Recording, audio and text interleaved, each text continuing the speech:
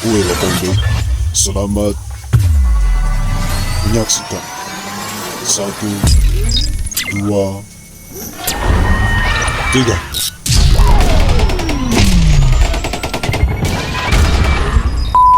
Baik, di zaman ini, era yang dinamakan era globalisasi, era modernisasi, zaman yang berkecanggihan tinggi, zaman yang hampir semua elemen kehidupan ikut berkembang, zaman yang manusia pula ingin merasakan serba instan. Contohnya teknologi yang seakan melambung tinggi, tak lagi soal masalah tenaga yang harus dilakukan dan dikerjakan oleh manusia, tetapi teknologi robot bisa membantu mereka. Informasi yang seakan melambung pesat, lebih nyaman, lebih cepat kita dapatkan dan meluas tanpa ada batasan. Terlepas itu semua, melonjak berkembangnya berbagai elemen kehidupan, teknologi, informasi, dan lain berbagai hal yang sama mereka ikut berkembang.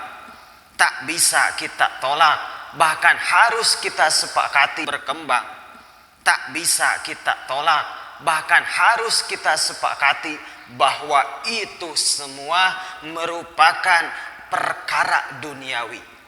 Kita tahu bersama, perkara duniawi punya waktu yang terbatas, dengan arti lain tak selamanya akan kita bisa dapatkan. Sekarang kita boleh bangga dengan perkembangan teknologi. Kita perlu memuji dengan berkembangnya informasi dan lain hal. Tetapi ingat, realitanya konsekuensi tetaplah konsekuensi. Zaman maju, positif minus pasti ada. Plus dan minus akan hadir membersamainya. Syukur-syukur kita bisa mengontrol.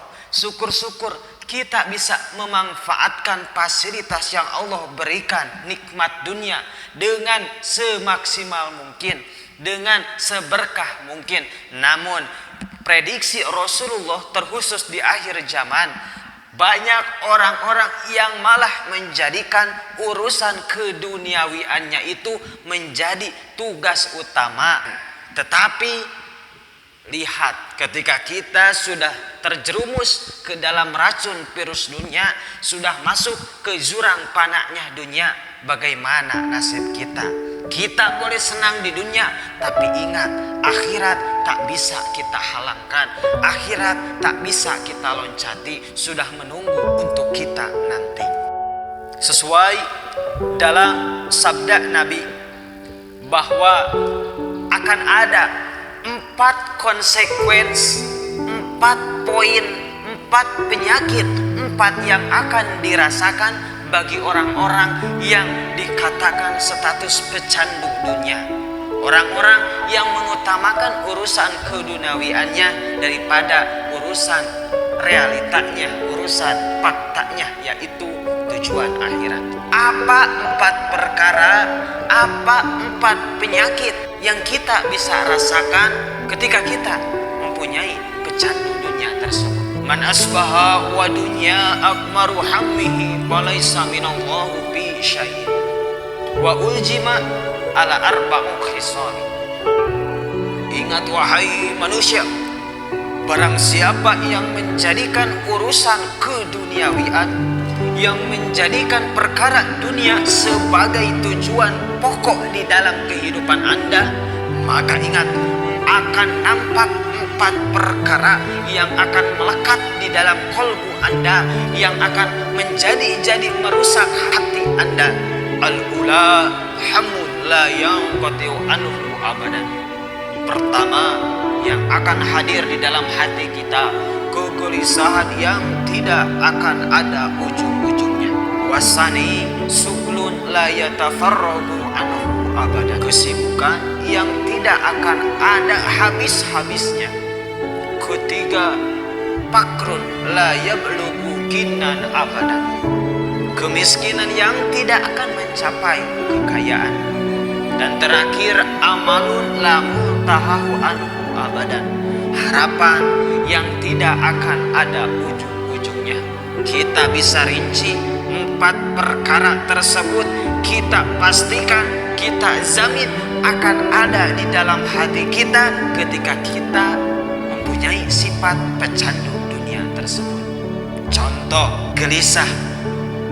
Jangan kira orang yang mempunyai harta di mana-mana, dunianya terpenuhi bahkan melimpah mewah, tidak merasakan gelisah. Tidak. Tetapi ada kalanya mereka bahkan akan selalu digerunggungi kegelisahan semasa hidupnya, atau harapan yang tidak akan ada ujung-ujungnya.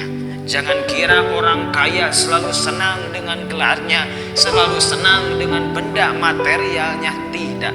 Ingat formulasi atau rumus pecinta dunia, tidak akan ada masa mereka merasakan puas. Begitupun harapan, ketika mereka mempunyai harapan ABC terpenuhi, tetapi ingat akan hadir CZ, tidak ada batasnya, akan selalu seperti itu.